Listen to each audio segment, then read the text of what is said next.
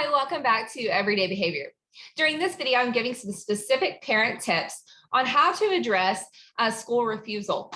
And so I'm sure as we're starting the school year, we kind of made it over those first few weeks of school, and we would be expecting kids to settle into some sort of routine and kind of have reestablished the go to school routine. But you may find that you're experiencing more resistance or more difficulty getting your kids up, ready, and to the school or to the bus stop. And so here are a couple of tips, tricks, or techniques that you might be able to try. So one of the things that you want to do, and we've talked about this in several of our series in the past, including the everyday behavior strategies for parents.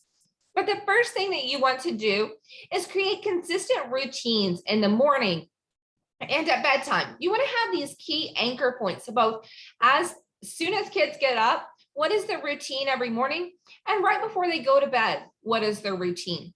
Typically, as an adult, you probably have a pretty stable routine every morning where you kind of drink your coffee, watch the news, brush your teeth, whatever that is, you do that in the same order every day.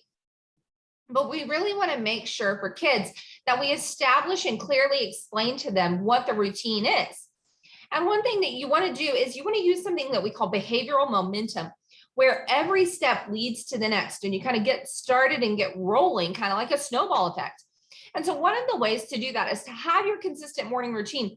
And then you want to reinforce either independently completing each step. So, hey, you did that without needing a reminder. Or needing assistance, especially if your kids are old enough that they can do things like brush their teeth, put on their shoes, get their breakfast, all of those things independently. But you find you're just constantly having to remind and redirect them. One thing you can do is reinforce the independent completion of that.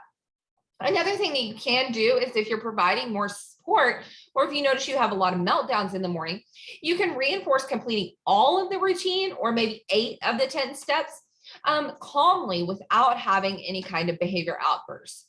So if you want more information on routines, you can go to our YouTube channel and you can look for the playlist that's titled Everyday Behavior Strategies for Parents. And there's some specific videos there on creating new routines.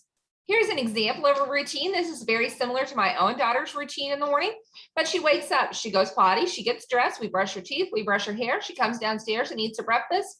Then we put on her shoes and she gets in the car and buckles up. Those are the things that I expect. She doesn't earn a video in the car, she earns books. But this is just an example of if she finishes everything with 2 or less reminders or without me having to kind of do it for her, then she can have some small reward. And so that's just a great idea to get them all the way through the routine so that that reward, that thing that they're looking for, that momentum is all moving towards exiting the house, which is our goal, right? The next thing you want to do is you want to plan for adequate sleep. Sleep is so very important. Children ages 3 to 5, so that pre-K, kindergarten range, they need that 10 to 13 hours of sleep. That includes naps, but you really want to make sure that your child is getting sufficient sleep based on their individual needs. So my daughter in particular needs 12 hours of sleep, whereas other children may only need 10 hours of sleep. You also want children 6 to 12, they need 9 to 12 hours of sleep. And so depending on your child and their individual needs, it may mean that in order to get that 12 hours of sleep, they need to go to bed at 7 o'clock at night. And so you may really have to evaluate what are our after school activities, what are our other commitments, and how can we ensure that our child is getting enough sleep so that they're not hyperactive, impulsive, irritable, or having learning concerns in the school due to inadequate sleep. Some of the more recent research is saying that inadequate sleep actually looks or mimics ADHD. And so you really want to ensure that they're getting sleep. Teenagers between ages 13 to 18, they need to be getting approximately 8 to 10 hours of sleep, slightly less as they get closer to that 18-year-old range.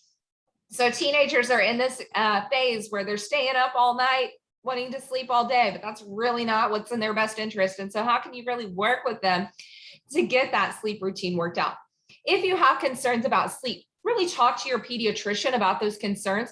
There are many medical concerns or medical variables that could impact sleep.